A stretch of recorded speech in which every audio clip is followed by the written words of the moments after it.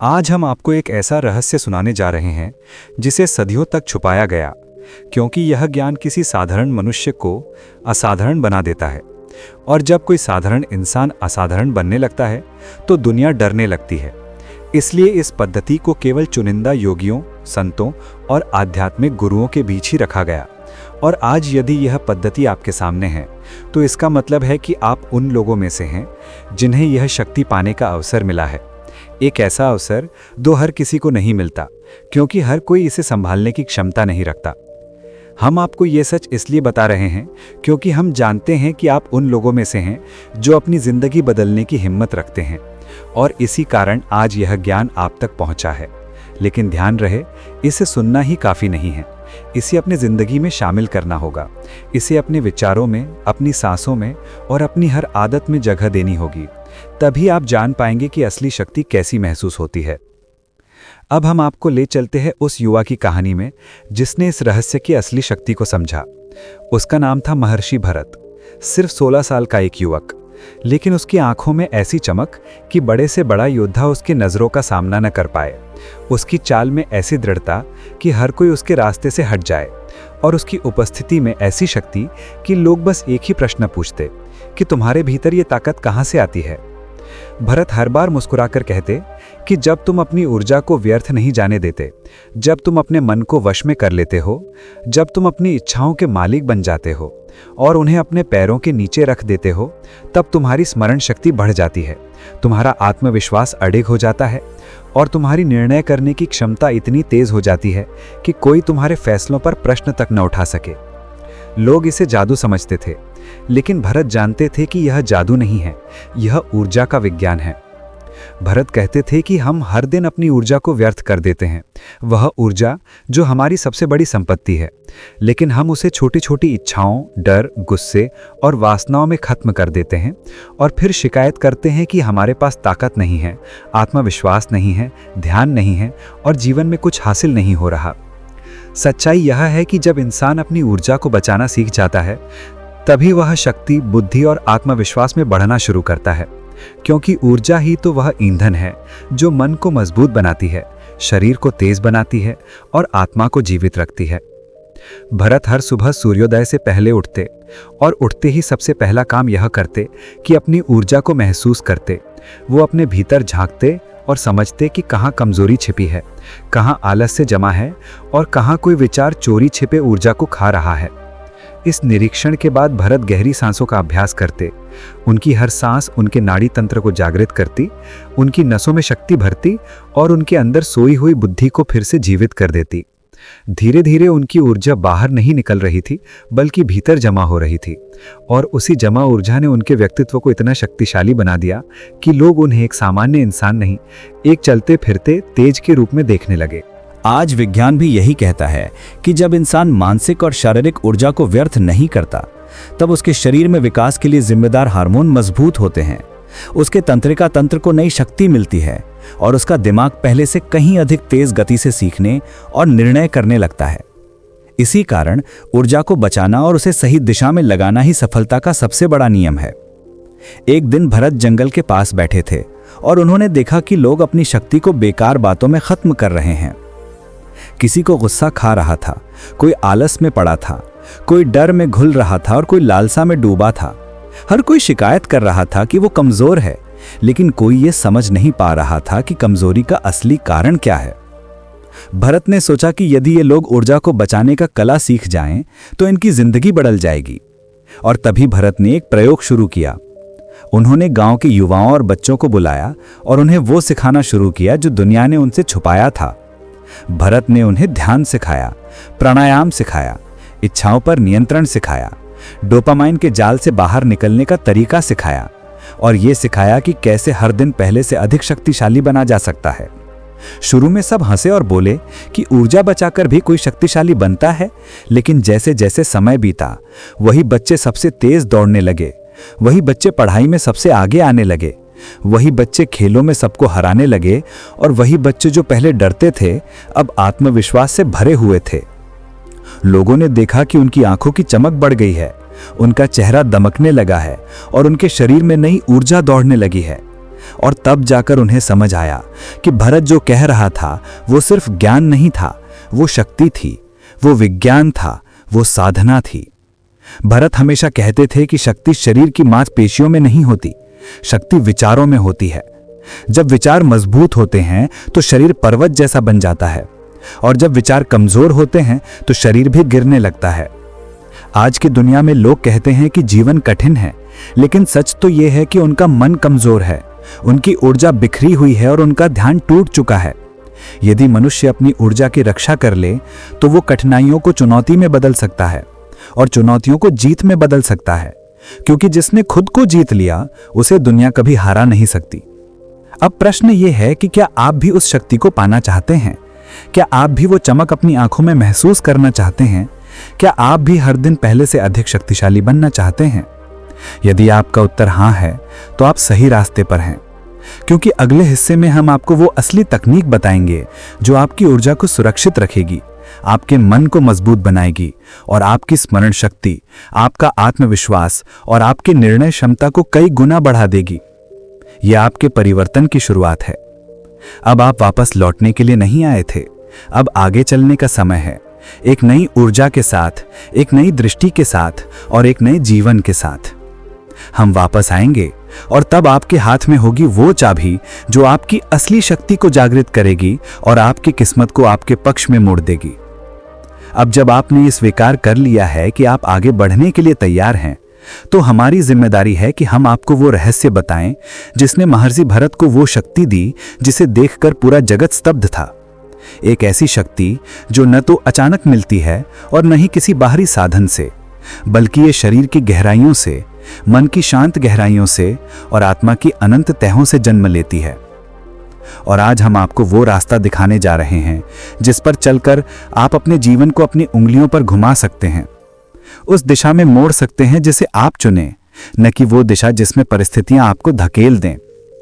सबसे पहले ये समझ लीजिए कि ये यात्रा सिर्फ शरीर की नहीं है, ये यात्रा मन की भी है, इच्छाओं की भी है और विचारों की भी है।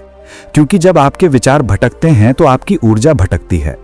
जब आपकी इच्छाएं आपको खींचकर गलत दिशा में ले जाती हैं तो आपकी ऊर्जा वहीं बह जाती है और फिर आप थका हुआ महसूस करते हैं, कमजोर महसूस करते हैं।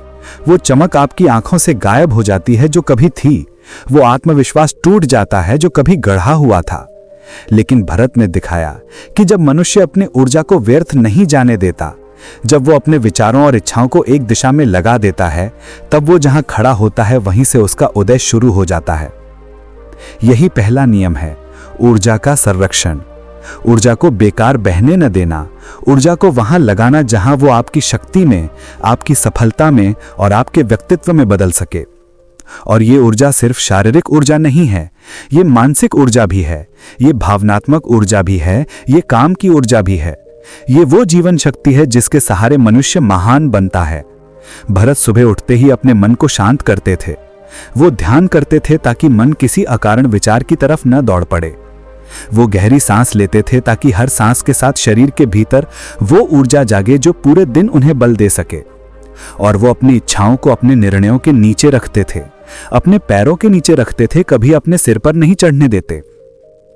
दूसरा नियम है मन का नियंत्रण, क्योंकि मनुष्य अपने जीवन का राजा तभी बनता है जब वो अपने मन का मालिक बन जाए, जब वो ये तय करे कि क्या सोचना है, क्या नहीं सोचना है, क्या महसूस करना है और क्या नहीं महसूस करना है।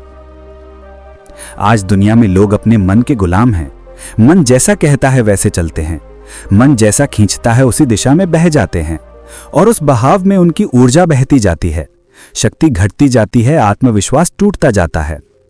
भरत ने स्वयं को मन के पीछे चलने वाला नहीं बनाया, वो अपने मन को अपने पीछे चलने वाला बनाते थे। जब मन कहता कि थोड़ा आराम कर लें, भरत कहते अभी नहीं। जब मन कहता कि थोड़ी इच्छा पूरी कर लें, भरत कहते ये इच्छा मेरी उन्नति में बाधा है। और इस तरह हर दिन वो अपने मन को अपनी पकड़ में मजबूत करते गए और यही मजबूती उनके व्यक्तित्व की दीवार बनी जिसमें कोई दरार पैदा नहीं कर सका। तीसरा नियम है इच्छाओं पर नियंत्रण, क्योंकि इच्छाएं अनंत हैं, वे कभी पूरी नहीं होती।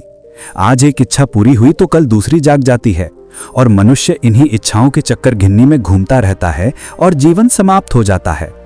लेकिन भरत ने समझ लिया था कि इच्छाएं पूरी करने से शक्ति नहीं मिलती, इच्छाओं पर नियंत्रण करने से शक्ति मिलती है। इच्छाओं से लड़कर उन्हें जीतने से आत्मविश्वास पैदा होता है। आज का मनुष्य इंटरनेट और स्क्रीन के जाल में फंस गया है, जहां एक क्लिक में इच्छाओं का तूफान चल पड़ता है, और इस तूफान में सबसे ज्यादा नष्ट होती है ऊर्जा। वो ऊर्जा जो हमें तेज बना सकती थी, वही कमजोर बना देती है। वो ताकत जो हमें मैदान का विजेता बना सकती थी, वही हमें बिस्तर पर थका हुआ छोड़ देती है।